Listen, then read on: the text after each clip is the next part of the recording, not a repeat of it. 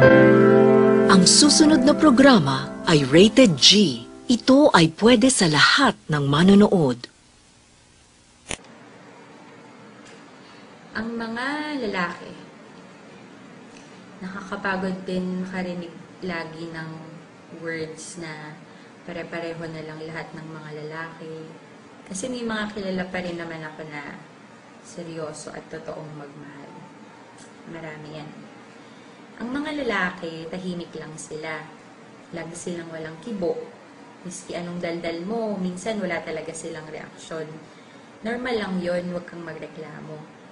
Halos lahat naman ata ng lalaki ganun. Yung mga lalaki minsan insensitive, pero hindi ibig sabihin wala silang pake. Minsan kaya sila ganun para hindi na lang din sila masaktan.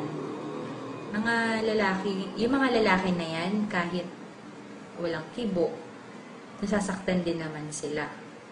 Hindi natin alam na kahit todong ngiti sila, kahit nasasaktan, wala silang magawa, lunok na lang lahat ng sakit.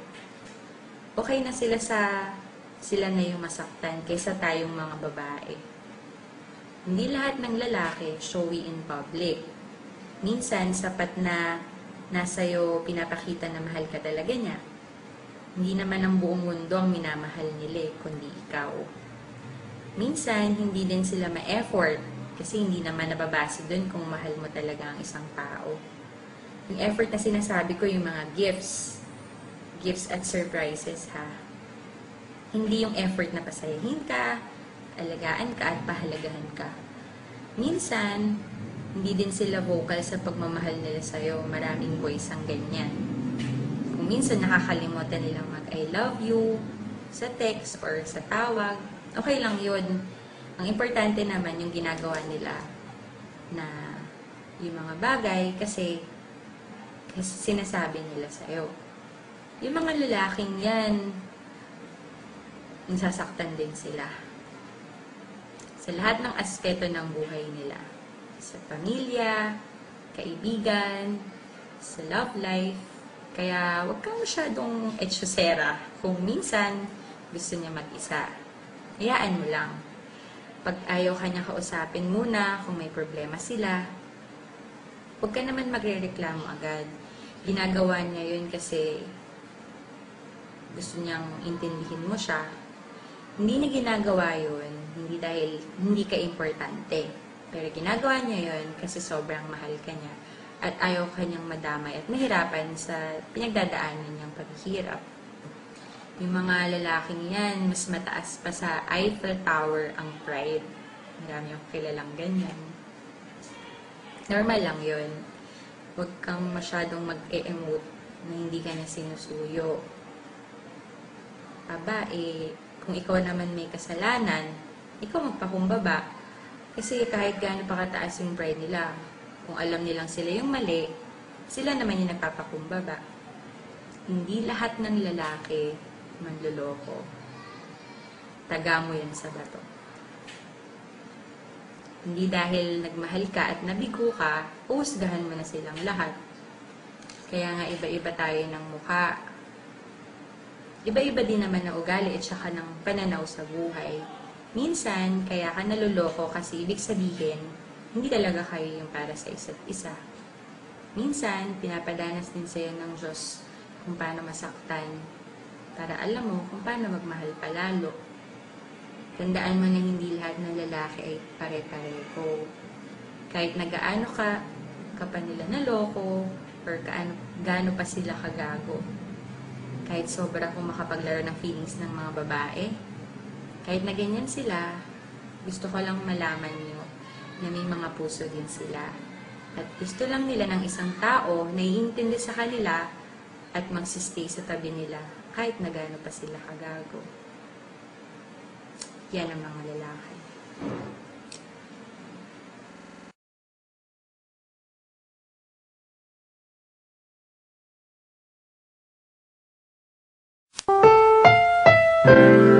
Ang susunod na programa ay rated G. Ito ay pwede sa lahat ng manonood. Ang mga babae. Kaming mga babae, halo-halo ang nararamdaman namin. Kaya huwag kang magtaka kung madalas, mabilis kami magpalit ng mood. Maraming uri ng babae. Merong chicks, merong simple lang pero malakas yung dating, merong masungit, suplada, meron din namang super friendly, merong sobrang ganda, at sobrang sexy. Pero kahit pa maraming uri ng mga babae, iisa lang ang totoo para sa aming lahat. Dapat kaming ingatan. Kahit pa pabago-bago yung mood namin, kahit ano pa yung itsura namin, hindi mo pwedeng gawing excuse yun para saktan kami. Kasi kaming mga babae, kahit pa paulit-ulit yung paghihirap namin, kahit palagi kami nasasaktan, minsan nababaliwala pa, maiintindihan pa rin namin kayo. Lalo na kung mahal namin kayo. Siguro dumadating sa point na nawawalan din kami ng tiwala. Normal lang naman siguro yon, lalo na pag nasaktan kami ng sobra. Pero bigyan niyo lang kami ng time. Babalik din naman yung tiwala na yon. Kaya lang, iingatan nyo kasi bihira lang sa aming mga babae ang magtiwala ulit pag nasaktan na ng sobra. Kaming mga babae, ma-pride din naman kami. Pero kaya namin kalimutan yon, lalo na sa mga taong mahal namin. Ang mga babae, lahat ng babae, palaban. Sabi nga, kung ano ang kayang gawin ng mga lalaki, kaya din ng mga babae. Kaming mga babae, malakas ang instincts namin. Hindi naman sa mapaghinala kami. Minsan, nararamdaman lang talaga namin pag niloloko kami.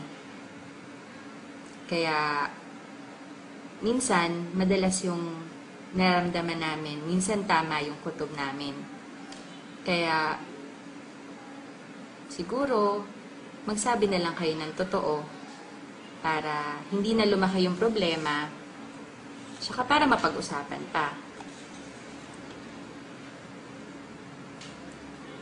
Hindi siguro totoo yung sinasabi ng iba na kaya ako nagsinungaling kasi ayaw kitang masaktan. Kasi in the first place, kung talagang mahal mo siya at ayaw mo siyang masaktan, hindi ka magsisinungaling sa kanya. Iisipin mo kung ano yung mararamdaman niya. Iisipin mo kung paano pag nalaman niya nagsinungaling ka, ano yung mararamdaman niya. Kaming mga babae, malaking bagay sa amin yung na-appreciate kami, lalo na ng taong mahal namin. Yung tipong bagong gising, gulo-gulo yung buhok, walang make-up, nakapambahay lang. Tapos, sasabihan pa rin kami na, ang ganda mo naman. Doon namin napapatunayan na mahalaga talaga kami at mahal talaga kami ng taong mahal namin. Ang mga babae, kahit minsan maarte, nagger, demanding, pabago-bago ng desisyon, magulo, moody, kahit ganyan kami, kahit ang dami naming emotions, deserve pa rin namin makatanggap ng tunay na pagmamahal. Kapag ang babae galit, huwag mo munang sasabayan. Hayaan mo muna siya. Hintayin mong humupa yung galit niya, tsaka mo explain yung side mo. Mas magiging maayos yung usapan pag may pagbibigayan. Ang mga babae, kaya naming magtiis. Lalo na para sa mga taong mahal namin. Maraming babae ang hindi naman talaga perpekto. Pero once na ikaw yung napili niyang mahalin, sigurado ikaw lang talaga hanggang huli. Kaya yung mga babaeng nagmamahal sa inyo ngayon, pahalagahan niyo silang mabuti. Dahil kahit na madaming babae sa mundo, wala ka nang makikitang katulad niya na tatanggap at magmamahal sa'yo ng totoo. Kasi kahit madami kami, iisa lang ang magmamahal sa'yo ng totoo. Yan ang mga babae.